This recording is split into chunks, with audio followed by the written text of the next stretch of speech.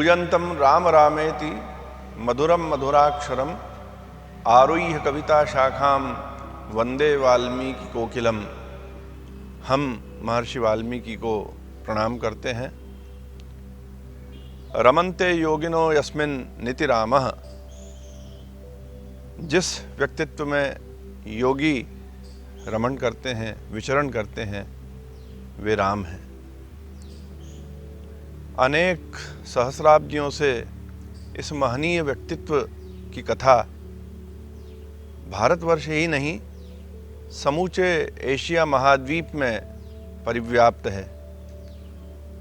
उनके चरित्र को जीवन में उतारा जाता है, आत्मसात किया जाता है, उनका अनुकरण किया जाता है।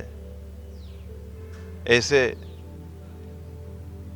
महनीय व्यक्तित्व का स्मरण आज हम इस वेबिनार के माध्यम से करने जा रहे हैं। ऐसे रघुवंश भूषण श्री राम हैं।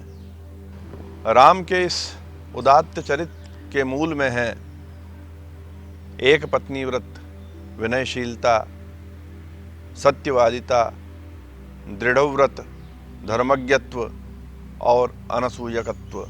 राम कथा के अनुशीलन से हमें ज्ञात होता है कि राम ने कभी मर्यादा का उल्लंघन नहीं किया और इसीलिए वे मर्यादा पुरुषोत्तम के रूप में आज हमारे बीच प्रतिष्ठित हैं। कदाचित इन्हीं गुणों से प्रेरित होकर महर्षि वाल्मीकि ने राम कथा का प्रणयन किया और एक अनुपम अद्वितीय रामायण महाकाव्य जैसा आदि ग्रंथ हमें प्रदान किया। वाल्मीकि की पृष्ठभूमि से हम इन्हीं प्राचीन ग्रंथों से और लोक कथाओं से परिचित होते हैं। मध्य प्रदेश का सौभाग्य है कि महर्षि वाल्मीकि ने चित्रकूट के समीप अपना कर्मभूमि बनाया और श्री राम ने अपने वनवास के 12 से अधिक वर्ष यहाँ व्यतीत किए हैं। मध्य प्रदेश संस्कृति विभाग कालिदास संस्कृत अकादमी के माध्यम से ऐसे महनीय व्यक्तित्व का पावन स्मरण करने के लिए संकल्पित है, जिससे यह प्राचीन परंपरा आने वाली पीढ़ियों में संक्रांत हो सके। वाल्मीकि रामायण के प्रणयन का उद्देश्य क्या रहा होगा, इस गंभीर चिंतन के लिए आज हमारे बीच दो वरिष्ठ साहित्यकार उपस्थित हैं। हमारे निवेदन पे वे इस सत्र में हमारे साथ हैं। महर्षि पाणिनि संस्कृत एवं वैदिक विश्वविद्यालय के पूर्व कुलपति और कालिदास संस्कृत अकादमी के पूर्व निदेशक आचार्य मिथिला प्रसाद त्रिपाठी, जिनका पूर्ण जीवन राममय है। अनेक ग्रंथों का उन्होंने प्रणयन किया है और वे राम भक्ति में पूर्ण निमग्न हैं। वे वाल्मीकि रामायण के प्रणयन का उद्देश्य हमारे बीच व्यक्त करेंगे। हम कालिदास संस्कृत अकादमी की ओर से उनका स्वागत करते हैं। देवपुत्र पत्रिका के संपादक और साहित्य अकादमी भोपाल के निदेशक वरिष्ठ चिंतक श्री विकास दवे जी हमारे साथ हैं। वे वाल्मीकि रामायण के प्रणयन पर अपने विचार व्यक्त करेंगे। वे संस्कृति के दीप को अनेक वर्षों से प्रज्वलित किए हुए हैं, उनका हम स्वागत करते हैं। हम स्वागत करते हैं उन सभी साहित्य रसिकों का जो आज हमारे बीच हमारे साथ इस वेबिनार के माध्यम से संबद्ध हैं। मैं आप सभी का स्वागत करता हूं। आज के हमारे इस कार्यक्रम में विषय प्रवर्तन के लिए झाबुआ से हमारे बीच उपस्थित हैं डॉक्टर अंजना मोवेल। मैं उन्हें आमंत्रित करता हूं कि वे आएं और अपना वक्तव्य प्रस्तुत करें। सप्तऋषि अंगिरा के वंश में जन्मे महर्षि वाल्मीकि का नाम रत्नाकर था। महर्षि वाल्मीकि वनवासियों के बीच रहे, प्रारब्ध के वशीभूत उनका रहन सहन, उनकी जीवन शैली वनवासियों के साथ बीत रही थी। वनवासियों की ही तरह उनका जीवन बीतते बीतते उन्होंने चोरी, लूट, डकैती आदि कार्यों को अपना पेशा बना लिया। और आते जाते राहगीरों को, साधु संतों को भी यहाँ तक वो लूट लिया करते थे, बंदी बना लेते थे। और इसी उपक्रम के वशीभूत एक बार मुनि नारद को उन्होंने बंदी बना लिया। नारद मुनि के ज्ञानोपदेश के कारण उनके ज्ञान चक्षु खुले और तब से वे नारद मुनि के इस मार्ग को, प्रशस्त किए हुए मार्ग को देखकर और उस पर अध्यात्म की ओर अग्रसर हो गए। तब से वाल्मीकि जो रत्नाकर थे तपस्या रत रहने लगे। राम नाम की दीक्षा नारद मुनि से मिली और राम मंत्र का जाप करते करते ध्यानस्थ अवस्था में वर्षों बीत गए। यहाँ तक कि उनके ऊपर दीमक ने बांबी बना ली। बांबी को वाल्मीकि भी कहा जाता है और तब ही से रत्नाकर का नाम वाल्मीकि हो गया। वाल्मीकि ने गृहस्थाश्रम को छोड़ करके, गृहस्थ जीवन को छोड़ करके और फिर तपस्वियों की तरह अपना जीवन यापन करने लगे। इसी उपक्रम में वे एक आश्रम में रहा करते थे। प्रातः संध्या के समय उन्होंने एक बार क्रौंच पक्षी को देखा। क्रौंच पक्षी को प्रणयरत देख करके देखते रहे, मंत्रमुग्ध थे कि एक शिकारी ने उनका शिकार कर लिया। दुखी मन से उनके मुख से एक श्लोक निकला। सरस्वती की यहीं से उनकी वाणी निसृत हुई और मां निषाद प्रतिष्ठाम त्वं गमः शाश्वती ही समाः यत् क्रोंच मिथुनादेवम अवधि कामनो हितम। काव्य की यह प्रथम रचना, साहित्य के लिए प्रथम रचना और महर्षि वाल्मीकि के वेद रामायण की प्रथम रचना। ब्रह्मा जी ने उनकी तपस्या के वशीभूत, उनकी तपस्या से प्रसन्न होकर के उन्हें वरदान भी दिया और रामायण की रचना करने का आशीष प्रदान किया। ब्रह्मा जी के इसी आशीष को नारद मुनि ने याद दिलाया, स्मरण करवाया और फिर यहीं से शुरू हुआ वाल्मीकि का रामायण लेखन का कार्य। वाल्मीकि ने स्वयं अपने मुख से इस बात को कहा है, स्वीकार किया है, वेदोप ब्रह्मणार्थ तव ग्राह्यत प्रभु। महर्षि नारद द्वारा श्री राम का परिचय दिया गया। महर्षि वाल्मीकि ने रामायण के शुरुआत में राम के चरित्र से, उनके जन्म से लेकर के उनके अंत तक के जीवन को इसमें समाहित किया है। लगभग 24,000 श्लोक और 500 सर्ग के साथ रामायण की रचना मुनि नारद के कहे अनुसार उन्होंने शुरू की। वाल्मीकि ने रामचरित्र को भली भांति अपने काव्य में उतारा है। राम के जीवन के प्रत्यक्ष दर्शी तो रहे ही हैं। सीता उनके आश्रम में आकर के उन्होंने अपना वनवास का समय बिताया। जब राम ने सीता को वनवास दिया था तब सीता वाल्मीकि के आश्रय में, उनके सानिध्य में वो अपनी रहीं और वहीं उन्होंने लवकुश को जन्म दिया। लवकुश का परिपालन, उनकी दीक्षा, उनकी शिक्षा महर्षि वाल्मीकि ने संपूर्ण की और अपनी पूरी संरचना वाल्मीकि रामायण में उन्होंने रामचरित्र पूरा लिखा है, पूरा उतारा है। राम के इसी जीवन चरित्र को आज भी समकालीन समसाहित्य माना जाता है।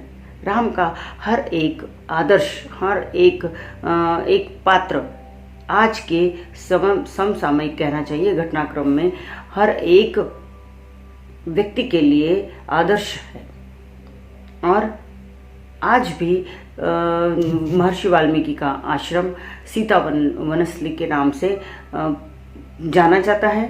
उत्तराखंड के नैनीताल के निकट जिम कॉर्बेट नेशनल पार्क में आज भी ये स्थापित है, जहाँ इसे देखा जा सकता है, इसके दर्शन किए जा सकते हैं। महर्षि वाल्मीकि द्वारा रचित रामायण, वाल्मीकि रामायण भारतीय समाज के लिए, भारतीय समाज के विकास के लिए आज भी आवश्यक है। धन्यवाद अंजना जी। आज के हमारे इस कार्यक्रम में मुख्य वक्ता के रूप में साहित्य अकादमी भोपाल के निदेशक डॉक्टर विकास दवे उपस्थित हैं। मैं दवे जी को अपना वक्तव्य प्रस्तुत करने के लिए सादर आमंत्रित करता हूं। नमस्कार मित्रों, 1 नवंबर 1956 यानी मध्य प्रदेश की स्थापना का वह दिवस जिसको स्मरण करके हम सबके मन में गौरव का बोध जागृत होता है। हमारा यह सुनहरा प्रदेश और देश का हृदय स्थल, इसकी स्थापना का दिवस हम सबको भी गौरव, प्रसन्नता और आनंद देता है। मध्य प्रदेश शासन के संस्कृति विभाग ने इस वर्ष, चूंकि कोरोना काल था और भौतिक रूप से कार्यक्रमों के आयोजन की संभावनाएं थोड़ी क्षीण हुई थी, इसलिए इस अवसर को आप सबके बीच पहुंचाने का एक सुलभ तरीका तकनीकी को बनाया है। और मध्य प्रदेश स्थापना के संदर्भ में कालिदास संस्कृत अकादमी को भी एक अवसर सुलभ हुआ, एक दिवस महर्षि वाल्मीकि को स्मरण करने का। संस्कृति विभाग के माध्यम से आज हम सब लोग इस पटल पर उपस्थित हैं और मेरा वास्तव में यह जीवन का बड़ा सौभाग्य है कि परम श्रद्धेय आचार्य डॉक्टर मिथिला प्रसाद जी त्रिपाठी और डॉक्टर अंजना मुवेल जी जैसे विचारक, चिंतकों के साथ में इस पटल पर उपस्थित हूं और आप सबका हृदय से स्वागत है और मैं बधाई भी देता हूं मध्य प्रदेश स्थापना दिवस की आप सबको। मित्रों, आज हम सब जिस विषय पर विमर्श कर रहे हैं वह विषय स्वाभाविक रूप से भारतीय समाज के हृदय के अत्यंत निकट है। आज हम सब जिस विषय पर चर्चा कर रहे हैं वह विषय है महर्षि वाल्मीकि और उनके द्वारा रचित अमर ग्रंथ रामायण के रचना के हेतु या उनका कारण। वास्तव में हम सब जानते हैं कि महर्षि वाल्मीकि राम कथा चरित्र लेखन के जितने पात्र हमको भारतीय वाङ्मय में दिखाई देते हैं, जितने रचनाधर्मी दिखाई देते हैं, जितने लेखक दिखाई देते हैं, उस परंपरा के वे पितृपुरुष हैं। और वैसे तो राम के चरित्र को लिखने का काम अनेक लोगों ने किया है और हम सब जानते हैं कि राम का चरित्र इतना उदात्त चरित्र है कि उस पर लेखन करने वाले स्वाभाविक रूप से, जैसे बाबा तुलसी ने रामचरितमानस की पूर्व पीठिका में लिखा था कि राम का चरित्र ही इतना उदात्त है कि उस पर लेखन करने वाला व्यक्ति स्वतः अमर हो जाता है, क्योंकि राम का आशीर्वाद उसको प्राप्त होता है। तो फिर वाल्मीकि को आखिरकार हम इन सब से विलग करके कैसे देख पाते हैं? इसमें मुझे जो लगता है कि स्वाभाविक रूप से वाल्मीकि उस काल में जीने वाले इकलौते रामचरित्र के लेखक हैं। जब हम विशेषकर हिंदी साहित्य की बात करते हैं, आधुनिक संदर्भों की बात करते हैं, तो हिंदी साहित्य में एक शब्द बहुत प्रचलित है और वह शब्द है भोगा हुआ यथार्थ। इसका अर्थ ऐसा कि साहित्य वो चिरजीवी होता है, साहित्य वो अमर होता है जो व्यक्ति के द्वारा स्वयं का भोगा हुआ यथार्थ होता है। कई बार हम देखते हैं दलित विमर्श पर चर्चाएं होती है, स्त्री विमर्श पर बातचीत होती है, किन्नर विमर्श पर चर्चाएं होती है, लेकिन हिंदी साहित्य में बार बार इस बात को रेखांकित किया जाता है कि इन सब विमर्शों की, इन सभी वंचित वर्गों का प्रतिनिधित्व करने की वास्तविक योग्यता उस व्यक्ति में है जिसने इन सारे कष्टों को स्वयं भोगा है अथवा उस समकाल को जिया है। वाल्मीकि इस दृष्टि से हमको सभी राम कथा चरित्र लेखन करने वालों में भिन्न दिखाई देते हैं, क्योंकि वे उस काल को जी रहे हैं। राम के काल में जी करके और राम के चरित्र को पृष्ठों पर अंकित कर देना, उतार देना, मुझे लगता है कि यही उनकी सबसे बड़ी विशेषता है। एक बात और, समकाल में जीने के कारण से राम के चरित्र से सीधा तादात्म्य स्थापित करने का जो अवसर वाल्मीकि जी को मिला है वह संभवतया रामचरित्र लेखन करने वाले अन्य किसी लेखक को नहीं। हम समझ सकते हैं कि मर्यादा पुरुषोत्तम भगवान राम जब राजा राम के रूप में भारतीय समाज के मध्य स्थापित होते हैं, अयोध्या के राजा बनते हैं, और जब माता सीता को वनगमन की आज्ञा हो जाती है और वे जब वन में जाती हैं तो महर्षि वाल्मीकि उनके पिता के रूप में उन्हें प्राप्त होते हैं। वास्तव में जब लक्ष्मण उन्हें छोड़ करके आते हैं तो उन्हें भी इस बात का आभास होता है कि माता जानकी सबसे ज़्यादा सुरक्षित यदि कहीं हैं तो वो वास्तव में महर्षि वाल्मीकि के आश्रम में ही हैं।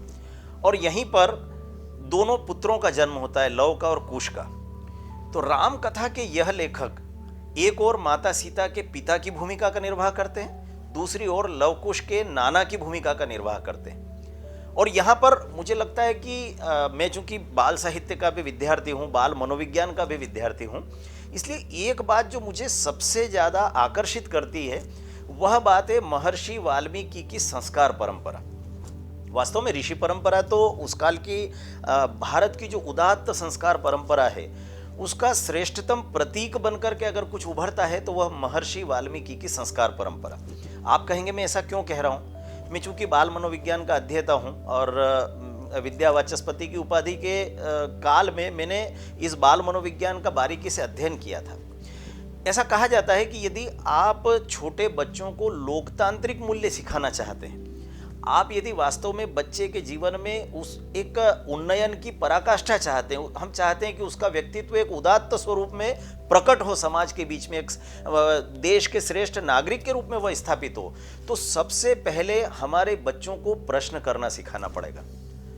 मुझे याद आ रहा है अभी इस संदर्भ में बात करते हुए महर्षि वाल्मीकि को स्मरण करते हुए मैं स्मरण कर रहा हूँ हमारी नई शिक्षा नीति को।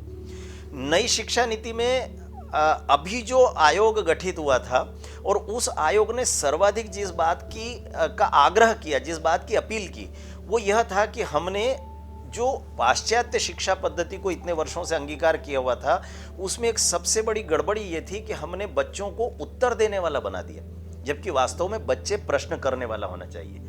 हमारे यहाँ होता यह था अब तक कि शिक्षक कक्षा में प्रवेश करता था और वो बच्चों से प्रश्न करता था और बच्चों से यह अपेक्षा रहती थी कि वे उत्तर दें, जबकि वास्तव में बच्चे के व्यक्तित्व का गठन अगर हमको करना है तो बच्चे को प्रश्न कराना सिखाना होगा।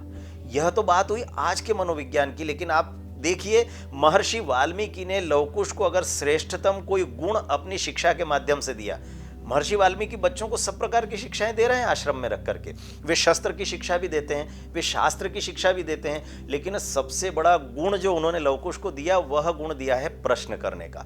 और यह प्रश्न किसी सामान्य व्यक्ति से लवकुश नहीं करते। लवकुश यह प्रश्न राजा राम से करते हैं। वे अपने पिता राम से भी प्रश्न नहीं कर रहे हैं, वे राजा राम से प्रश्न कर रहे हैं और प्रश्न भी इतना कठिन है जिसका उत्तर संभवतः राजा राम के पास भी नहीं है। आखिरकार क्यों माता जानकी को वनगमन के लिए प्रस्थान करना पड़ा? यह प्रश्न मूलतः वाल्मीकि का प्रश्न है। संभवतः उस काल की ऋषि परंपरा में महर्षि वाल्मीकि अपने आप को असहज पाते थे। वे संभवतः राजा राम से प्रश्न नहीं कर सकते थे, वे अपने आराध्य राम से तो प्रश्न कर सकते थे, पूजा घर में बैठ करके वे अपने आराध्य से बात कर सकते थे, लेकिन राजा राम से प्रश्न करने के लिए उन्हें जिन पात्रों की आवश्यकता थी उन सारे पात्रों को उन्होंने एकत्र किया अपनी उस चिरजीवी रामायण में, जो आगे चल करके भारतीय समाज के मन में रच पच गई थी। अब बाल मनोविज्ञान के इन सिद्धांतों की बात करते हुए मुझे लगता है कि अगर हम रामायण की मूल पृष्ठभूमि की चर्चा करें, आखिरकार रामायण वाल्मीकि का सबसे बड़ा दाय मुझे जो लगता है, भारतीय समाज को कोई अगर प्रश्न करे कि महर्षि वाल्मीकि ने भारतीय समाज को क्या दिया, मुझे लगता है कि वाल्मीकि ने भारतीय समाज को त्याग की पृष्ठभूमि दी। भारतीय समाज संभवतः इकलौता ऐसा समाज है, संपूर्ण विश्व की सभी सभ्यताओं संस्कृतियों को यदि हम रेखांकित करें, यदि उन सब संस्कृतियों के मूल सत्व की चर्चा करें, तो मुझे ऐसा लगता है कि भारतीय संस्कृति संपूर्ण विश्व की अन्य संस्कृतियों से श्रेष्ठ और उदात्त यदि सिद्ध होती तो वो केवल एक बिंदु पर आकर के, और वह बिंदु है त्याग का बिंदु। वाल्मीकि की रामायण त्याग सिखाती है। भारतीय समाज त्येन त्यक्तेन भुंजितः का सिद्धांत अपने जीवन में धारण करके रखता है। भारतीय समाज त्याग के साथ उपभोग की चर्चा करता है, लेकिन इस त्याग की पराकाष्ठा यदि हम सबको कहीं दिखाई देती है, जिसकी प्रेरणा भारतीय समाज अगर कहीं से प्रारंभ से प्राप्त कर रहा है तो वह रामायण है। अब यह त्याग कैसा है, अगर इसको छोटे रूप में, अगर सहज रूप से सामान्य जन को समझाना है कि रामायण ने कैसा त्याग भारतीय समाज को सिखाया और भारतीय समाज को इस त्याग की आवश्यकता क्यों थी, तो एक छोटे से उदाहरण से हम समझ सकते हैं। पश्चिमी जगत कहें या भारत से बाहर भी संपूर्ण विश्व में जितनी प्रकार की संस्कृतियां हैं, उन संस्कृतियों में सामान्यतया भौतिकवाद और भोगवाद पूरी तरीके से हावी दिखाई देता है, अथवा कहीं ना कहीं हमको हिंसा दिखाई देती है, कहीं ना कहीं हमको संग्रह की वृत्ति दिखाई देती है। लेकिन इन सब में भी हमने देखा है कि त्याग की जो पृष्ठभूमि है वो भारतीय समाज में वाल्मीकि तैयार करते हैं। हालांकि ऐसा नहीं, यह वेद काल से चली आ रही परंपरा थी। हमको वेदों में, पुराणों में, उपनिषदों में, स्मृतियों में, दर्शनों में हर स्थान पर त्याग की महत्ता दिखाई दी, लेकिन वाल्मीकि ने उसको भारतीय समाज में एक चरित्र के माध्यम से सहज रूप से आदर्श प्रस्तुत करके दिया है। राम के रूप में हमको त्याग की पृष्ठभूमि दिखाई देती है। लेकिन मैं पहले बात कर रहा हूं कि ये त्याग क्यों आवश्यक है और भारतीय समाज ने इसको क्यों अंगीकार किया। सामान्यतः हम कहते हैं कि मनुष्य के जीवन का अंतिम ध्येय होता है, वह होता है आनंद की प्राप्ति। पूरी दुनिया का कोई भी मनुष्य जो इस धरती पर जन्म लेता है, उसका इकलौता उद्देश्य होता है आनंद की प्राप्ति। अब पाश्चात्य दर्शन या अन्य संस्कृतियों के दर्शन उनको यह बताते हैं कि यह जो भौतिक सुख हैं, इन्हीं से आनंद की प्राप्ति होती है। लेकिन इसके कारण से मनुष्य के साथ एक स्वाभाविक गड़बड़ होती है।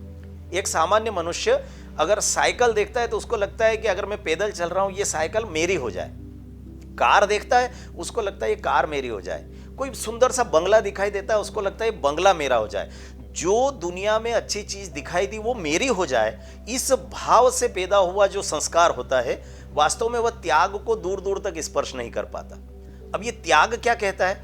आप देखिए, वाल्मीकि ने जब रामायण की रचना की तो रामायण की रचना के प्रारंभ से राम के चरित्र को आप अगर बारीकी से देखें, राम का बाल्यकाल जिस समय अत्यंत आनंद में व्यतीत होना चाहिए था, जिस समय मखमल के गद्दे उनके बचपन को आनंद देने की प्रतीक्षा कर रहे थे, तब अपने गुरु की आज्ञा का पालन करके वे वनगमन करते हैं।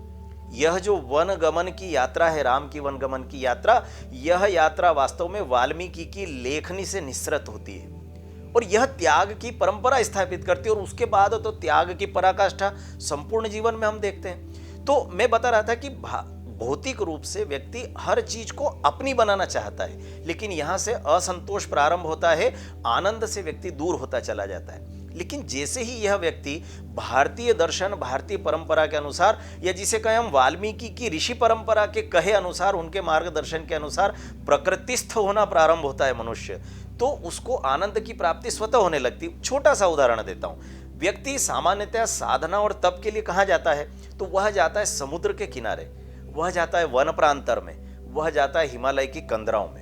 अब वहां जाने के बाद क्या होता है? हिमालय को देख करके मनुष्य को के मन में यह प्रेरणा कभी जागृत नहीं होती कि यह हिमालय मेरा हो जाए, मैं इस हिमालय का हो जाऊं। वह जब समुद्र के किनारे पहुंचता है, प्रकृति की उस सुषमा को देखता है, तो उसे लगता है मैं इस समुद्र के विस्तार का होकर रह जाऊं, मैं इस वन प्रांतर की हरियाली का होकर के रह जाऊं। और जब अपने आप को बीज की तरह गला करके व्यक्ति त्याग की पृष्ठभूमि को प्राप्त करता है, तो उसे आनंद की प्राप्ति होने लगती है। ठीक यही मंत्र रामायण में वाल्मीकि हमको दे रहे हैं। तो यह जो परंपरा है, त्याग की परंपरा है, यह त्याग की परंपरा ऐसा नहीं है कि रामायण के नायक राम तक सीमित रह जाती है। वाल्मीकि जिस जिस पात्र को पृष्ठों पर अंकित करते हैं, आप देखिए कि प्रत्येक पात्र इस त्याग की पराकाष्ठा तक पहुंचता है, प्रेम की उदात्त अवस्था तक पहुंचता है। आप देखिए कि पिता प्राणों का त्याग कर रहा है केवल इस बात के लिए कि उनके पुत्र ने उनकी आज्ञा का पालन करने के लिए वन जाना स्वीकार कर लिया है। पुत्र त्याग इसलिए कर रहा है कि पिता के वचन का पालन करना है। पत्नी त्याग इस बात के लिए कर रही है कि मुझे अपने पति के पथ का अनुगमन करते हुए जीवन भर उसकी सेवा करना है। छोटा भाई अपने गृहस्थ जीवन का त्याग करके केवल इसलिए वन प्रांतर में भटकना चाहता है वनवास के दौरान, ताकि वह चाहता है कि अपने भैया और भाभी की सेवा कर सके। और इन सब से परे रह करके शेष रामायण के पात्रों को यदि हम देखें तो भरत, जिनके लिए राजगद्दी की प्राप्ति के लिए ये सारा घटनाक्रम हुआ है, वे भरत भी अंततः अपने राजपद को त्याग करके अयोध्या की सीमा पर जाकर के कुटीर बना करके वहां पर रहना प्रारंभ करते हैं। और आप देखेंगे कि ये सब तो मुख्य पात्र हैं, लेकिन वाल्मीकि की रामायण के छोटे छोटे पात्र भी त्याग की पराकाष्ठा को स्पर्श करते हुए दिखाई देते हैं। आप देखिए, हम बात करते हैं राम, लक्ष्मण, सीता या इसके बाद भरत की, लेकिन क्या हम इस बात को कभी रेखांकित कर पाते हैं क्या कि लक्ष्मण के वियोग में रहने वाली, स्वाभाविक रूप से सब चारों भाइयों का गृहस्थ जीवन एक साथ प्रारंभ हुआ था, लेकिन प्रभु राम और माता सीता तो साथ में वनगमन के लिए गए हैं, लेकिन लक्ष्मण की पत्नी का कोई दोष नहीं है, वह इस पूरे घटनाक्रम की एक मूक साक्षी है, लेकिन वह भी त्याग की पराकाष्ठा को स्पर्श करती है। इतना ही नहीं तो आश्चर्यजनक रूप से वाल्मीकि के रामायण में एक प्रसंग आता है कि रात्रि के समय में पदचाप की आवाज सुनाई देती है। एकदम से माता कौशल्या को आश्चर्य होता है, इस समय कौन चल रहा है। जाकर देखते हैं तो शत्रुघ्न की पत्नी टहल रही है। वे जाकर के पूछते हैं कि पुत्री, इस समय मध्य रात्रि में तुम टहल रही हो, आखिरकार निद्रा क्यों नहीं आ रही? वो बताती है कि माता आपको आज ध्यान में आया, आज संयोग से मैं आपके शयन कक्ष के पास से गुजरी इसलिए आपको पता लगा, लेकिन मुझे तो पूरी पूरी रातें जागते 13 वर्ष व्यतीत होने को हैं, अब तो सब लोग घर पहुंचने वाले हैं। तो माता कौशल्या आश्चर्य करती है। आप वाल्मीकि के सोष्ठव को देखिए, त्याग की पराकाष्ठा को देखिए। एक छोटा सा पात्र है, शत्रुघ्न की पत्नी को रामायण के संपूर्ण ग्रंथ में हम किस स्थान पर पाते हैं? ऐसा लगता है मानो सागर की एक बूंद है, लेकिन सागर की उस बूंद का त्याग आप देखिए। वो कहती है कि शत्रुघ्न तो विगत पूरे वनवास काल के दौरान कभी महल में आए ही नहीं है, मैंने उनका मुख भी नहीं देखा है। और तब माता अर्धरात्रि में निकल पड़ती हैं शत्रुघ्न को ढूंढने की। ऐसा क्या हुआ, पूरा 12 वर्ष का काल व्यतीत हो गया और शत्रुघ्न घर नहीं आए, पत्नी ने उनका मुख नहीं देखा। और माता जाकर के और धीरे से सर सहलाते हुए, थपकी देते हुए जब शत्रुघ्न को उठाती हैं, तो वह स्थान कौन सा है? वह स्थान है भरत जिस कुटीर में रह करके और अपना पूरा जीवन यापन कर रहे हैं, अयोध्या का राजकाज चला रहे हैं, उस कुटीर के बाहर एक बड़ी पत्थर की शिला पर रात्रि में अपने हाथ का तकिया लगा करके शत्रुघ्न सो रहे हैं, एक नग्न शिला पर। यह है त्याग की पराकाष्ठा। और इसलिए मुझे लगता है कि भारतीय समाज ने अनेक देवता बना लिए हैं अपने मन के सुख के लिए, अपने संतोष के लिए, साधना के लिए, तप के लिए, आदर्श के लिए कई देवता निर्मित किए, जिनको हम प्रभु राम तो देवता के रूप में हैं ही, लेकिन लोक देवता की श्रेणी अगर आप देखें, जिनको लोक ने देवता बनाया, हम वीर गोगा पीर की बात करते हैं, रामदेव जी की बात करते हैं। चूंकि रामायण समरसता का ग्रंथ है, उसने कभी भी जातिगत विभेद को पृष्ठ पर आने ही नहीं दिया। अब चाहे केवट प्रसंग हो, शबरी प्रसंग हो, किसी भी प्रसंग को उठाकर देख लें, या आज के तथाकथित तरह तरह के विमर्श करने वाले, दलित विमर्श करने वाले साहित्यकारों से अगर मैं पूछूं कि उस काल के जितनी प्रकार की प्रजातियां थी, कोई वानर कहलाते थे, कोई नाग कहलाते थे, कोई ऋक्ष प्रजाति के थे, यह सब भी तो आखिरकार उस काल के वंचित वर्ग के थे। और इन सब को प्रभु राम अगर गले लगाते हैं तो यह केवल और केवल वाल्मीकि की लेखनी का प्रसाद है। और इसलिए मुझे कई बार लगता है कि लोक ने जिनको देवता बनाया, उनको केवल 2 गुण लोक ने देखे हैं। पहला गुण उन्होंने देखा है पराक्रम। हम देखते हैं कि गोगा पीर के बारे में हम लोग बात करते हैं, रामदेव, बाबा रामदेव की हम बात करते हैं, रामदेव जी की बात करते हैं, जो लोक में पूजे जाते हैं। इन सब को हमने पराक्रम, यहाँ तक कि आल्हा को भी राजस्थान में भगवान की तरह पूजा जाता है। इनको भगवान कैसे बनाया गया? रानी पद्मावती को माता पद्मावती किसने बनाया? लोक ने बनाया। और इस लोक ने सामान्यतः उनके पराक्रम के कारण से देवता बनाया। और दूसरा महत्वपूर्ण गुण है त्याग का।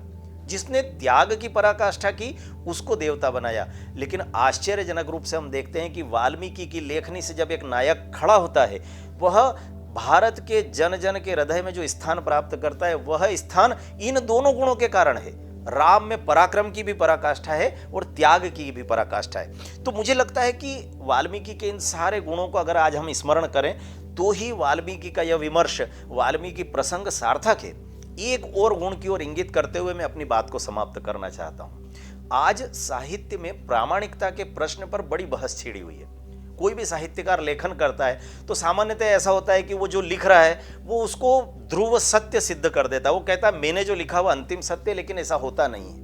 कई बार हम देखते हैं कि विशेष करके अब यहाँ वाम पंथ दक्षिण पंथ की चर्चा करने का कोई प्रश्न नहीं है, लेकिन कई बार हम देखते हैं कि विदेशों में प्रसिद्धि प्राप्त करने के लिए, कोई ऊकर बुकर पुरस्कारों की प्राप्ति के लिए लोग भारतीय समाज को, भारतीय संस्कृति को कलंकित करने से भी बाज नहीं आते।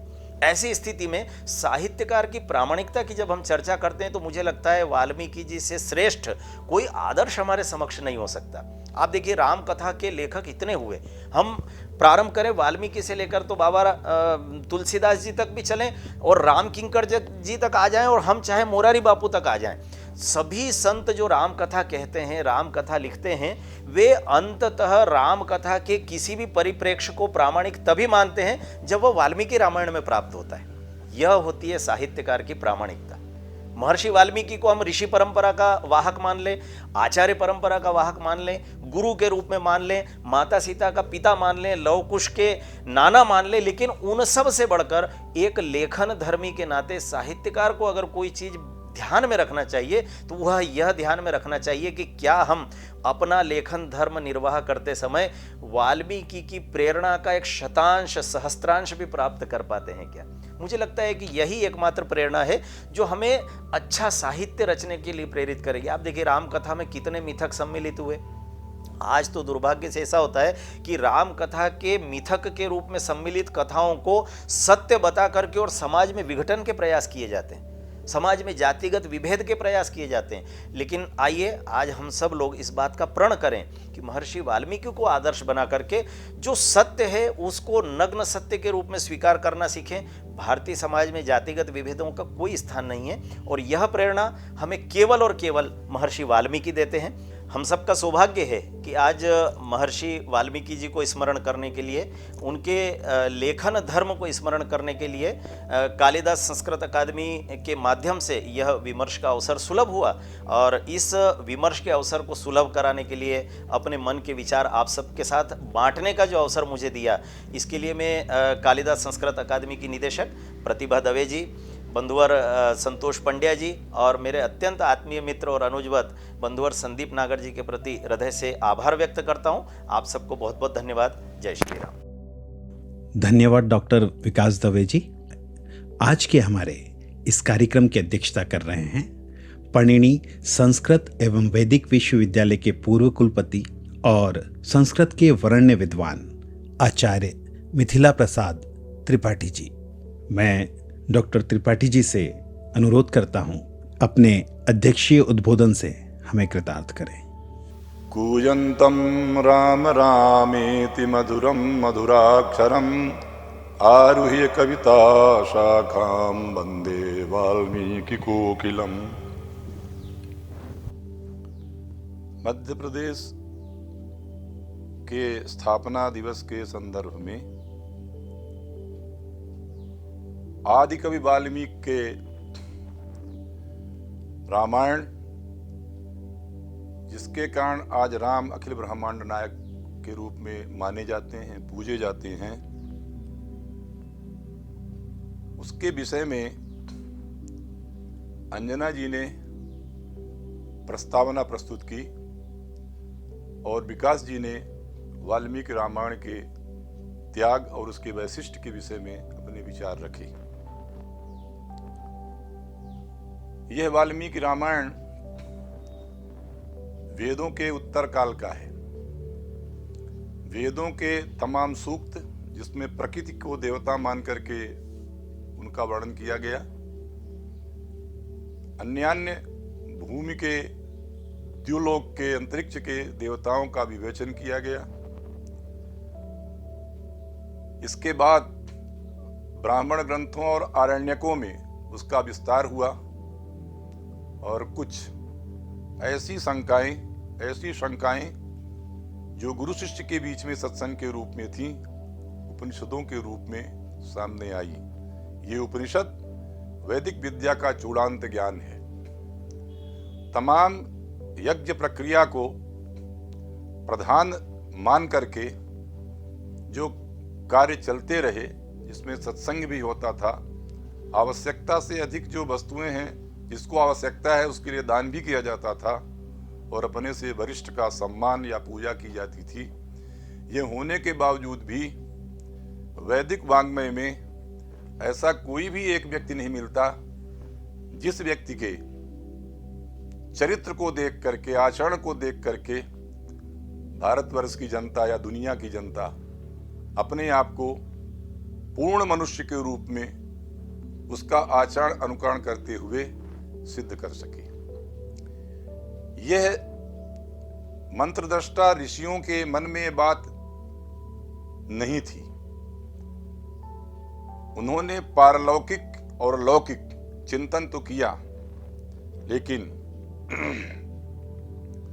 कोई वाल्मीकि पैदा होता है, कहते हैं कि उसने इतनी तपस्या की उसके दीमक लग गई। ये कथा है। इसका अभिप्राय यह है कि यह ऋषि, जिसका शायद रत्नाकर ऐसा नाम था, अन्यत्र लिखा मिलता है, वह जमीन से, धरती से इतना जुड़ा था कि इसकी इतनी धूल छानी थी उसने, जिसके कारण वो धूलिसात हो गया, अर्थात धरती की संवेदना से, धरती की वेदना से वो परिचित था।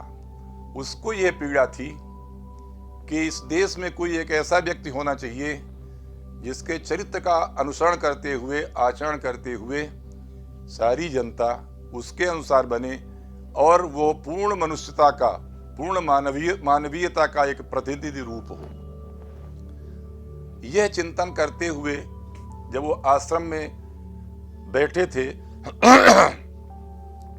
उसी समय जन जन के सुख दुख का समाचार जानने, पूछने और समाधान करने वाला एक कोई ऋषि, जो देवलोक, मृत्युलोक, किसी भी लोक में जाने के लिए जिसके लिए कोई रोक नहीं थी, ऐसे एक ऋषि का आगमन होता है और उसका नाम है नारद। ये नारद कई जगह कलह कराने वाले ऋषियों के रूप में जाने जाते हैं, पर सच्चाई ये है कि नारद ने जिसको दर्शन दिया, जिसको राय दी, उसका कल्याण ही हुआ, मोक्ष ही हुआ। ध्रुव उदाहरण है, प्रहलाद उदाहरण है, और इनके नाम की व्युत्पत्ति भी होती है कि मनुष्यों के अज्ञान को जो दूर करता है, नृषभवम नारम अज्ञानम तम द्यति खंडयति इति नारदा, वो नारद होता है जो सबके अज्ञान को दूर करता है। लेकिन उस अज्ञान को दूर करने के लिए छोटे छोटे उपाय वो बताते हैं। कभी नाम स्मरण कर, सारे पुराण साहित्य में नारद के बिना कोई पुराण आगे नहीं बढ़ता है। ये एक ऐसे ऋषि हैं जो सदैव जाते हैं, लोगों से पूछते हैं और उनके दुख का समाधान करने के लिए विष्णु लोक पहुंचते हैं और भगवान विष्णु से कहते हैं कि प्रजा को पालन करने का आपको अधिकार है और ये प्रजा अत्यंत दुख से दुखी है, इनका दुख दूर कीजिए। वह कोई उपाय बताते हैं। कभी सत्यनारायण कथा को यहाँ ले आते हैं, कभी किसी पुराण की कथाओं को यहाँ ले आते हैं, और सारे तमाम व्रत आचरण इत्यादि अनेकानेक कथाएं नारद से हैं। वही नारद जिनको श्राप था कि वो कभी 2 घड़ी से अधिक एक जगह रह नहीं सकते हैं, इसलिए उनकी व्यवस्था थी कि वो भ्रमणरत थे, और भ्रमणरत थे तो भगवान नाम संकीर्तन करते थे और सबके सुख दुख को की जांच परख करते थे। जब वाल्मीकि ने रामायण को प्रारंभ किया तो सबसे पहला संदेश उनका है, समस्या ये है कि रामायण लिखा क्यों? बिना रामायण लिखे भी तमाम वैदिक वाङ्मय था जिसमें लोग यज्ञ कर रहे थे, संसार चल रहा था। तो नारद जब आते हैं तो पहला जो श्लोक है वो सब कहानी कह देता है। तपः स्वाध्याय निरतम, ये विशेषण है नारद का, और वाल्मीकि का विशेषण है तपस्वी। एक तो तपस्या और स्वाध्याय माने वैदिक ज्ञान से युक्त है। बिना तपस्या के कोई सृष्टि नहीं होती, कोई सर्जना नहीं होती। तपस्या इसीलिए अग्नि सूक्त सबसे पहले लिखा है, क्योंकि अग्नि भी तपता रहता है, अपने लिए नहीं दूसरों के लिए तपता रहता है, दूसरों को तापक्रम देकर के जीवन देता रहता है। तो तपः स्वाध्याय, केवल तपस्या करने से व्यक्ति में तपस्या का तेज तो आएगा, लेकिन ज्ञान का तेज बिना वेद के नहीं होता, अर्थात ज्ञान के नहीं होता। और ज्ञान जो चित्त शक्ति है उसको प्रादुर्भूत करता है, तपस्या चित्त शक्ति की साधना करके उसको उद्बुद्ध करता है। तो ये दोनों में लगे रहते थे। इसीलिए कहा गया है शास्त्रों में, उपनिषद में कहा है, तैत्तरीय उपनिषद में कि सत्यम बद्ध धर्मम चर स्वाध्यायन मा प्रमदा। तो सत्य ही तपस्या है। अधर्म का आचरण करना व्यवहार है, लेकिन करना क्या चाहिए? कहा स्वाध्याय। तो स्वाध्याय क्या है? अपना अध्ययन। और क्या है? स्वाध्यायो वेद, अर्थात वेद माने ज्ञान। तपः स्वाध्याय निरतम तपस्वी वाग विदाम्बरम। वाग विदाम्बरम अर्थात वाक माने वाणी, वाणी ब्रह्म है। परा पश्यंती मध्यमा और वैखरी के रूप में मनुष्य के अंतस में विद्यमान जो वाणी है वो तो ब्रह्म रूप है, सर्वत्र व्याप्त है। क्योंकि शब्द तो आकाश में ही होते हैं, जहाँ जहाँ स्पेस होता है वहाँ वहाँ शब्द हो सकते हैं, अगर ये ना हो तो शब्द नहीं होता है। तो ये शब्द के रूप में व्यात कहते हैं वाक विद। वाणी के तमाम तत्वों को जानने वाले जो लोग हैं उनमें सर्वश्रेष्ठ नारद हैं। तपस्वी वाग विदाम्बरम नारदम, ऐसे नारद। इनसे किसने पूछा? कहा तपस्वी परिप्रेक्ष। तपस्वी ने पूछा। एक तपस्या में लगे थे, एक तपस्वी थे, तपस्या कर रहे थे, और एक दूसरे तपस्या और स्वाध्याय दोनों में लगे थे। तो जो तपस्या केवल करता है वह स्वाध्याय से युक्त जो तपस्वी होता है वो वरिष्ठ होता है, उससे पूछता है। नारदम परिप्रक्ष, कौन? कहा वाल्मीकि मुनि पुंगवम। भाई ऐसा है, ऋषियों ने मंत्र का दर्शन किया। मुझे नहीं याद है कि वाल्मीकि वेद के किसी मंत्र के दृष्टा थे। ये भी मुझे समझ में नहीं आता कि देवर्षि नारद ने किसी मंत्र का दर्शन किया होगा। मंत्र दृष्टा ऋषियों में मुझे लगता है इनका नाम नहीं है। तो भाई फिर क्या है ये? तो कहा कि वाल्मीकि को ये चिंता है कि ये तो मनन करने वाले हैं। एक व्यक्ति अध्ययन करता है लेकिन मनन नहीं करता। ये जो स्वाध्याय करते थे उसका मनन करते थे। जो मनन करता है वो मुनि है। अब मुनियों में पुंगव माने श्रेष्ठ। तो एक तो तपस्या, दूसरा स्वाध्याय, तीसरा वाणी में श्रेष्ठ, वाणी के तत्व को जानने वालों में श्रेष्ठ, चौथे मनुष्यों के अज्ञान को दूर करने वाले, पांचवें मनन करने वाले, छठवें मनन करने वाले मुनियों में सर्वश्रेष्ठ। ऐसे नारद से वाल्मीकि ने पूछा। अब वाल्मीकि की एक विशेषता तपस्वी, जो धरती में रमता है, धरती में घूमता है, तो वो धरती की मानवीयता के प्रति संवेदना उसके मन में होती है। कहते हैं कि प्रचेता के 10वें पुत्र वाल्मीकि हैं, ऐसा वाल्मीकि रामायण में ही कहा है। लेकिन ये भी कथा है कि उनका पालन पोषण शबरों के यहाँ हुआ, भीलों के यहाँ हुआ, इसलिए उनकी वृत्ति भीलों जैसी हो गई थी। इसलिए आज भी प्रवाद करके वाल्मीकि को लोग उन वर्णों के रूप में मानते हैं। परंतु ये जो वाल्मीकि है, इन्होंने जो शंका सबसे पहले की, जिस शंका के बाद यह रामायण शुरू होता है, अगर यह शंका वाल्मीकि की नहीं होती तो रामायण प्रारंभ ही नहीं होता। तो शंका क्या थी? कोन्वस्मिन् सांप्रतम लोके गुणवान कस्य वीर्यवान। अरे इस समय संसार में कौन गुणवान है, कौन वीर्यवान है? परंतु कहते हैं सबसे महत्वपूर्ण चिंतन करने की वस्तु है अस्मिन लोके, लोक में। अरे वेद तो था ही, वेद में कौन विद्वान है ये तो अलग मुद्दा है। लेकिन वो पूछते हैं कि नहीं, वेद के विद्वान की जरूरत हमको नहीं है, वो तो हमको मालूम है क्योंकि तपस्वी हैं ये, और वो वेदों को जानने वाले हैं, स्वाध्यायी हैं। ये कहते हैं लोक में अर्थात संसार में एक आदमी का नाम बता दो। उस आदमी का नाम बताओ जिसमें 16 गुण वाले व्यक्ति को पूछा, गुणवान। अरे संसार में उस आदमी का नाम बताओ जिसमें गुण हो। गुण होंगे तो दूसरों के ऊपर भी गुण का आधान होगा। गुणी व्यक्ति के संपर्क में आने से दूसरा व्यक्ति भी गुणवान होता है। कोन्वस्मिन् सांप्रतम लोके गुणवान, गुणी है, कायर है। तो कहते हैं कि गुणवान भी हो मगर वीर्यवान, पराक्रमी भी हो। गुण तो है मगर पराक्रमशील होना चाहिए। ऐसे व्यक्ति का हमको नाम बताओ जो गुणी हो और पराक्रमी हो। गुणवान कस्य वीर्यवान। वाल्मीकि की चिंता यह है कि हमें ऐसे व्यक्ति का नाम बताओ जो संसार का कल्याण करने वाला हो। वेदों में सार्वत्रिक कल्याण करने वाला व्यक्ति नहीं, यज्ञ करने वाले व्यक्ति का उल्लेख होगा, ऋषियों का उल्लेख होगा, तपस्या का उल्लेख होगा, लेकिन सार्वजनिक रूप से सबका जो कल्याण करे ऐसा व्यक्ति कौन है? बार बार उन्होंने कहा है कि जिस सर्वभूत हिते रता, जो सारे प्राणियों के कल्याण में लगा हो। उनके 16 गुण वाले व्यक्ति को पूछा था। नारद ने जब जवाब दिए, कहा कि तुम्हारे द्वारा जो पूछा गया प्रश्न है इसमें कोई आदमी नहीं मिलते हैं, फिर भी इनमें से अधिकांश गुण जिसमें मिलते हैं उसका नाम मैं बता रहा हूं। और उन्होंने कहा इक्ष्वाकु वंश प्रभवो रामो नाम जनैः श्रुतः। इक्ष्वाकु राजा के वंश में पैदा हुआ है जो, उसका नाम राम है। लेकिन कहा कि जनैः श्रुतः अर्थात हमने जनता में सुना है, वेदों में नहीं सुना है। वैदिक वाङ्मय में राम कथा नीलकंठ सूर्य ने लिखा मंत्र रामायण, और उसके द्वारा यह साबित होता है कि वहां भी राम कथा है। लेकिन स्पष्ट रूप से कोई राम कथा वहां वैदिक साहित्य में मिलती नहीं है। इसमें विमतियां हैं। लोगों ने अपने संप्रदाय को, अपने पक्ष को प्रबल करने के लिए तमाम सूत्रों के द्वारा उसको सिद्ध किया है। लेकिन ये तो यही कहते हैं, वाल्मीकि तो यही कहते हैं, वो वाल्मीकि तो नारद जी ने वाल्मीकि को यही कहा है कि रामो नाम जनैः श्रुतः। जनैः माने जनता के द्वारा सुना गया है। मुझे ऐसा लगता है कि वेद की धारा और लोक की धारा दोनों समानांतर चलती हैं। जब वेद रुकता है तब लोक खड़ा हो जाता है। इसलिए लोक में रमता हुआ राम था जिसको नारद जानते थे, लेकिन वैदिक ऋषियों को उनकी जानकारी थी इसके विषय में। वाल्मीकि रामायण में तो कुछ लिखा नहीं मिलता है। अब यही कहते हैं कि वेद वेद्य परे पुंसी जाते दशरथात्मजे, वेद वेद्य परम परमात्मा ही दशरथ के लड़के के रूप में पैदा हुए।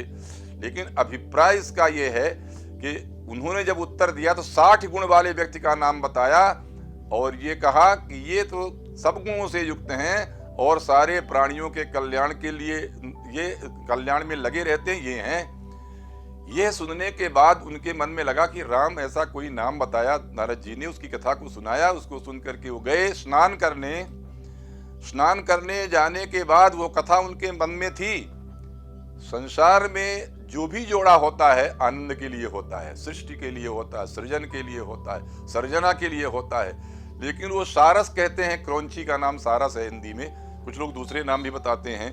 क्रौंची का एक युगल साथ में क्रीड़ा कर रहा था और किसी बहेलिया ने उसको बाण मार दिया। न जाने कहां से वाल्मीकि के अंदर विद्यमान राम कथा की पूरी पृष्ठभूमि फूट पड़ी। कहते हैं मां निषाद प्रतिष्ठाम तुमगमः शाश्वती समाह यत् क्रौंच मिथुनाद एकम अवधी काम मोहितम।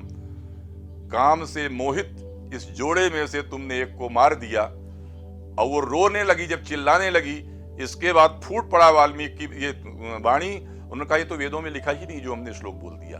पहली बार हमारे पास ये 32 अक्षरों का श्लोक आया जिसमें 8-8 एक चरण में है। ये हमारे मुंह से निकल गया। भरद्वाज, ये क्या निकल गया हमारे से, इसका जरा ध्यान रखना। स्नान किया, स्नान करने के बाद आए। उनके दिमाग में यही था, उनके मस्तिष्क में चल रहा था कि एक तो राम कथा आज सुनाई नारद जी ने, दूसरे वो कथा जो हम जानते नहीं थे, तीसरे ये श्लोक हमारे मुंह में आया। इस श्लोक के कई अर्थ हैं। निषाद का अर्थ होता है ऐसा व्यक्ति जो बहेलिया हो, व्याध हो। निषाद का अर्थ जो 5वां वर्ण है वो होता है। और निषाद का अर्थ होता है वो रावण जिसने सीता और राम को अलग किया। तो जो कभी किसी जोड़ा को बीच में अलग करता है उसकी दशा ये होती है कि कितने वर्षों तक उसको प्रतिष्ठा नहीं मिलती, सुख नहीं मिलता, आनंद नहीं मिलता। उसका संदेश है। और दूसरे प्रकार के भी अर्थ हैं। अगर इसको इतने कहना ठीक होगा कि ब्रह्मा नाम का कोई व्यक्ति आता है। ब्रह्मा कहते हैं कि सबको पैदा करते हैं, 4 मुंह वाले होते हैं। मुझे लगता है कि जो सबको पैदा करने वाला है वो पिता है। और पिता के रूप में आए और कहा कि तुम चिंता क्यों कर रहे हो, तो मेरी कृपा से ही तुमको ये सरस्वती प्राप्त हुई है।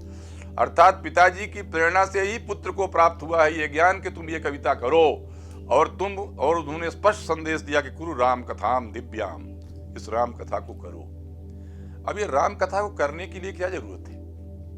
कहा जब तक ये राम कथा नहीं होगी, जब तक राम का चरित्र नहीं होगा, तब तक लोगों को बहुत बातें समझ में नहीं आएंगी। राम को पैदा करने के लिए दशरथ के पास इतनी शक्ति थी, चक्रवर्ती राजा थे, इतना निवास था, कोई क्षमता नहीं थी।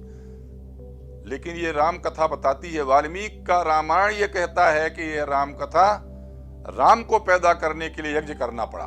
वेदों में यज्ञ की महिमा है, यज्ञ करना पड़ा। यज्ञ में क्या होता है, समिधाओं की आहुति दी जाती है। समिधा माने जिसके अंदर अग्नि है, ऊर्जा है, करने की क्षमता है। ऐसे लोग जो ऊर्जावान हैं, जब इकट्ठा होकर के अग्नि देवता को प्रसन्न करना चाहते हैं। ये अग्नि देवता हमारे और आपके सारे संसार के अंदर रहता है, तापक क्रम के टेम्परेचर के रूप में ये रहता है। वो जब प्रकट होता है तो अग्नि के रूप में प्रकट होता है। उस अग्नि को जब प्रसन्न करते हैं तब ऐसा लगता है कि सबके अंतस की, सबके अंदर की जो ऊर्जा है एकत्रीभूत होकर के किसी को पैदा कर रही है। और जिसको पैदा किया वो दशरथ कहने के लिए, कौशल्या कहने के लिए थे, लेकिन उस यज्ञ के द्वारा पैदा हुआ। भारतीय संस्कृति में इतनी क्षमता है कि राष्ट्र नायक को पैदा कर सकती है, जो सबको कल्याण करे उसको पैदा कर सकती है। ऐसे राम को पैदा किया। ये भी ये कथा बताती है केवल वरिष्ठों वशिष्ठों से काम नहीं चलता है। उनके पास जाकर के सारी विद्या पढ़ लिया, लेकिन जब तक विश्वामित्र के यहाँ नहीं गए तब तक लोक कल्याण नहीं हुआ। ये कथा ये कहती है कि जो विश्व को मित्र की दृष्टि से देखता है, कल्याण की दृष्टि से देखता है, उसके पास जाओगे तब तुमको संसार का सब बात, संसार की बातें मालूम होगी। शायद इसीलिए विश्वामित्र उनको ले गए। क्यों ले गए भाई? यज्ञ से तुम पैदा हुए हो तो यज्ञ की रक्षा करने चलो। यज्ञ की रक्षा करने के लिए ले जाने का मतलब यह है कि वहां बहुत हेत थे। पहला हेत था कि एक ताटका नाम की राक्षसी, संसार में ऐसी कई महिलाएं थी जिनको रावण ने लगाया था। राम कथा ये कहती है कि शास्त्र कहता है कि स्त्री को मारना नहीं चाहिए। राम ने विश्वामित्र के आदेश से मारना उचित नहीं समझा, खड़े हो गए। उन्होंने कहा कि मारो इसको, जही दुष्टाम, ये तो दुष्टा है, इसको मारो। तो भी राम खड़े रहे। देवद्विज हितार्थाय जब कहा देव ब्राह्मण के लिए, तो राम जी ने नहीं मारा। फिर कहा कि लोक की रक्षा के लिए, राष्ट्र की रक्षा के लिए, चातुर्वर्ण हितार्थाय, चतुर्वर्णों की रक्षा के लिए इसको मारना जरूरी है, सबको खा जाती है। तब उन्होंने उसको मार दिया। मतलब ये कि जो संसार का नाश कर रही हो, संसार का कल्याण कर रहा, चाहे स्त्री हो चाहे कोई भी हो, जो संसार का विनाश करता है, मानवीयता का नाश करता है, उसको मारने का ये कथा कहाँ उपदेश देती है? ये राम कथा देती है, इसलिए रामायण लिखना जरूरी था। अगली बात कहते हैं तुलसीदास जी ने लिख दिया कि वो तो पत्थर बनी हुई थी।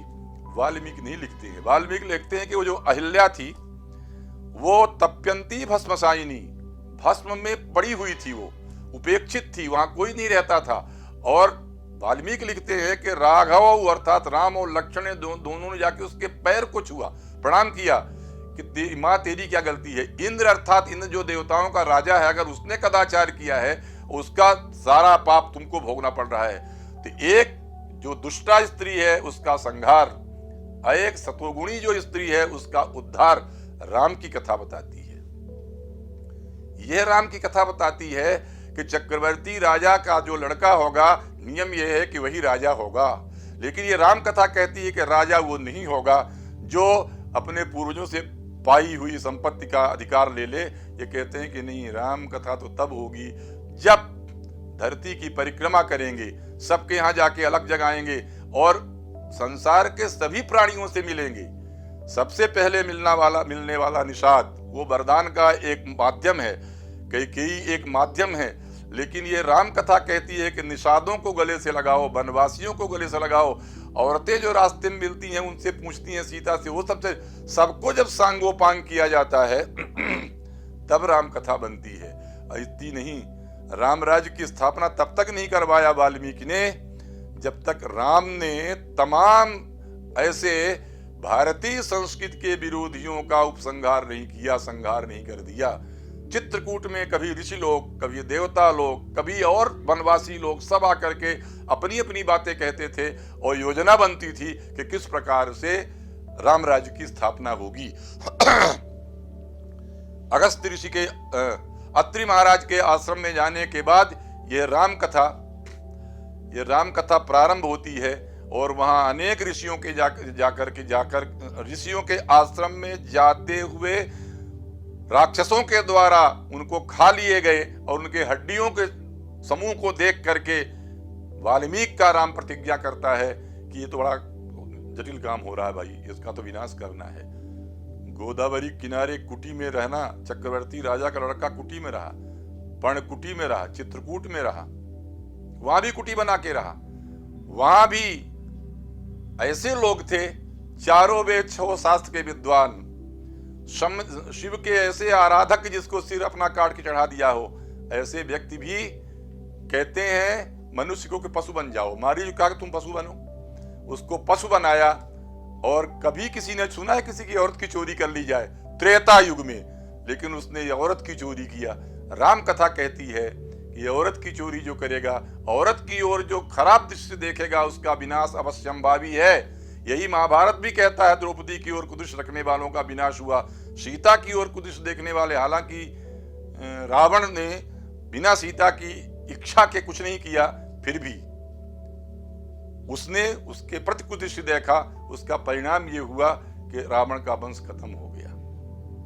यह रामायण इसलिए भी लिखा गया कि भारतवर्ष का जो नागरिक है वो तुलना करके देख सके कि एक चरित्र राम का है जो सब कुछ छोड़ करके आता है, उसके पास कोई सेना नहीं है। एक तरफ रावण का चरित्र है जिसके पास तमाम दुनिया के देवी देवता की सेना है। इन्होंने अर्ध विकसित बानरों को इकट्ठा किया, वनवासियों को इकट्ठा किया, रीछों को इकट्ठा किया, उनको इस लायक बनाया, संगठन करके इस लायक बनाया कि वो राष्ट्र की रक्षा के लिए सब समर्पित हो गए।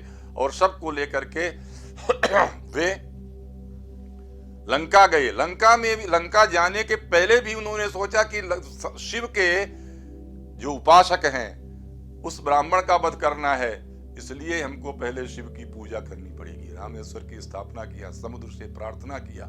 सारे ऐसे चरित्र जो राम के त्याग की कहानी कहते हैं, पर लक्ष्य एक था, ताकि दुनिया में कोई रावण अब किसी की औरत की चोरी न कर सके। ताकि दुनिया में कोई इस रावण की प्रवृत्ति वाला व्यक्ति अब कभी किसी स्त्री के प्रति कुदृष्टि न रख सके। इसलिए ये सारी राम कथा सीता के लिए, वाल्मीकि ने तो लिखा है कि ये राम कथा रामायण नहीं है, ये तो सीतायन है। आदि काव्य मिदम कृष्णम सीतायाश्चरितम महत, ये समस्त जो राम कथा है ये सीता का चरित्र है। सीता जब तक नहीं थी तब तक राम अधूरे थे। सीता को लेने के लिए विश्वामित्र के साथ जनकपुरी गए और सीता को लेके आए तो उसी सीता को लेकर के इनको लंका जाना पड़ा। सीता अगर लंका न गई होती तो ये संस्कृति भारतवर्ष की लंका में नहीं पहुंचती, ये हमारे प्राचीन जो सनातन संस्कृति है लंका तक नहीं जाती। सीता को लेने के माध्यम से राम बानरों की सेना को लेकर के वहां विद्यमान जो बाली जैसा पराक्रमी था, जिसको बल का घमंड था, उसको उसकी मित्रता नहीं की, सुग्रीव से मित्रता की, हनुमान से मित्रता की। इन सब को लेकर के उन्होंने समुद्र का बंधन किया, सेतु बंधन किया, लंका में प्रवेश किया। सीता रावणादि के तमाम वंश के लोगों को नष्ट करके मगर राक्षसों के यहाँ भी कोई न कोई व्यक्ति होता है। ऐसा नहीं है कि व्यक्ति के अंतस में छिपा हुआ जो तत्व है वो सब प्रतिकूल ही होता है, उसके यहाँ अच्छाई भी होती है। अच्छाई वहां की विभीषण थी जो इनके साथ हो गया और रावण की जो प्रकृति है उसका विनाश करके सीता को प्राप्त किया। यह जो रामायण की कथा है ये हमारे जीवन की कथा है। हमारे और आपके जीवन में बाल कांड होता, कांड माने अवसर, मौका। सबके जीवन में बाल कांड होता है। राम के जीवन में भी, रामायण के जीवन में भी बाल कांड था। एक ऐसी अवस्था आती है जो अयोध्या कांड की है। अयोध्या कांड का मतलब होता है जो योद्धुम अशक्या इति अयोध्या। उस तरुणाई में व्यक्ति किसी से लड़ने झगड़ने में डरता नहीं है, किसी से भिड़ जाता है। ये अयोध्या कांड की कथा है। सारे हलचल वहां की हुई है अयोध्या कांड में। फिर तीसरा कांड है अरण्य। अरण्य कांड ये कांड होता है कि जब व्यक्ति तरुणाई से नीचे जाने लगता है तब सोचता है कि संसार के रहस्य को समझे। अरण्यों में जान करके, पहले अरण्यों में ही ज्ञान की ज्वाला जलती थी, आश्रम होते थे, उन आश्रमों में ऋषि लोग रहते थे, तो वहां सब ऋषियों के पास जाकर के उन्होंने सबके सूत्र सीखे।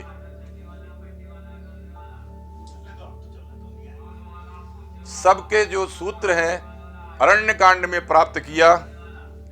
अरण्य कांड में नहीं जाते, अरे वहीं से सुग्रीव की मित्रता हुई किष्किंधा कांड में। ये एक और नगरी है, अयोध्या नगरी के नाम से अवसर मिला कि भाई अयोध्या का चरित्र देखिए, कैसे एक नियम को तोड़ करके चक्रवर्ती राजा का लड़का छोटे भाई को राज्य स्वीकार करके चला जाता है। किष्किंधा एक ऐसी राजधानी थी जिसमें बड़े भाई ने छोटे भाई का हक मार लिया था, छोटे भाई को हक दिला दिया गया, इसलिए दोनों नगरियों के नाम से कांड बनाया गया। तो ये कांड भी होता है। और इसके बाद वही ये कांड नहीं होता, अरण्य कांड के अंत में शबरी भीलनी मिलती है।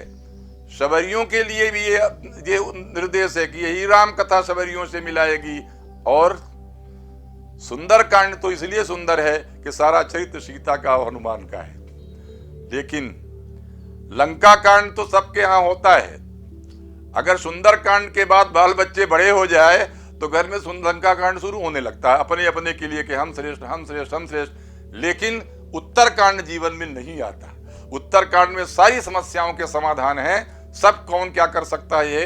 लेकिन जीवन के उत्तर कांड की प्रतीक्षा उत्तर कांड में ही समापन होता है जीवन का। इसलिए रामायण की कथा, वाल्मीकि के रामायण की कथा, वाल्मीकि के रामायण की रचना का हेतु जीवन को किसी प्रकार का निर्देश देने के लिए है।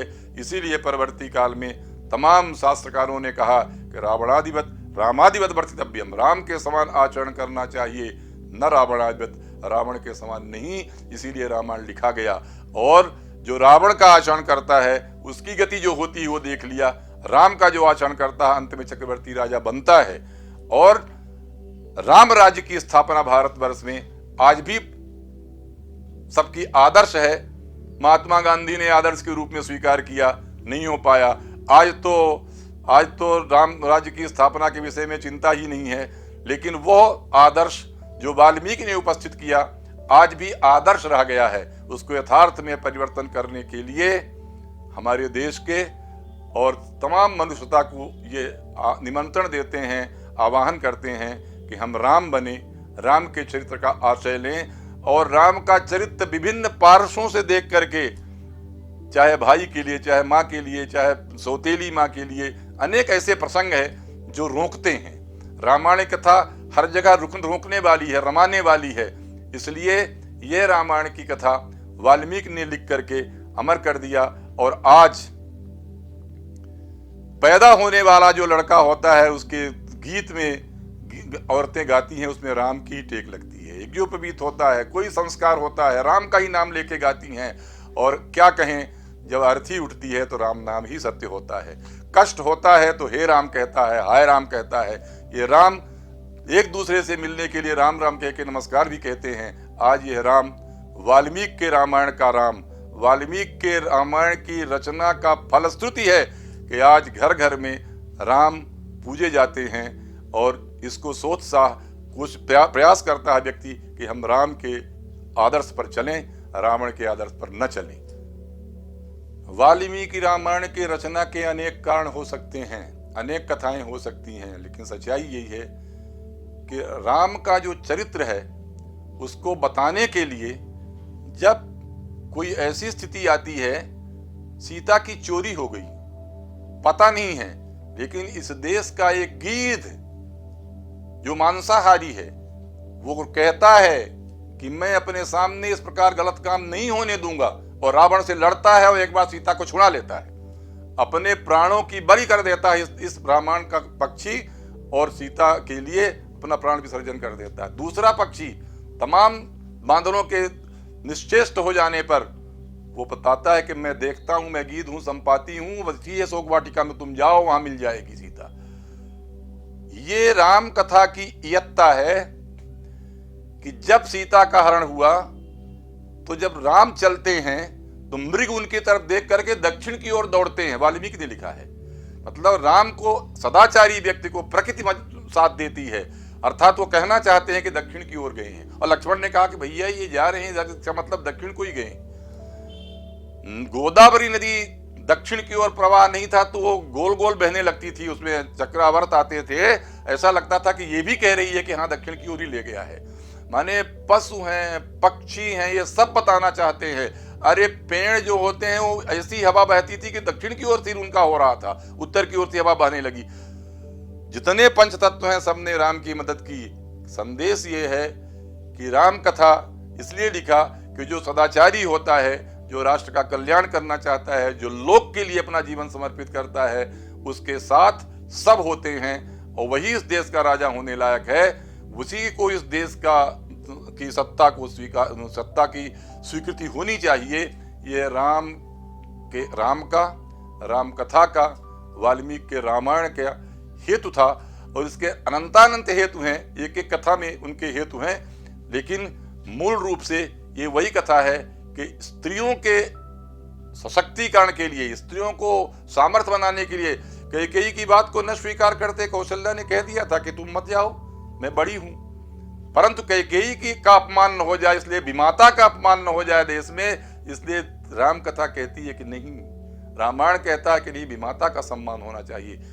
दशरथ ने अपने मुंह से एक वाक्य नहीं कहा कि बन जाओ, लेकिन माता ने कहा था, कैकेयी नहीं सुनाया कि हमने इनसे वर मांगा है।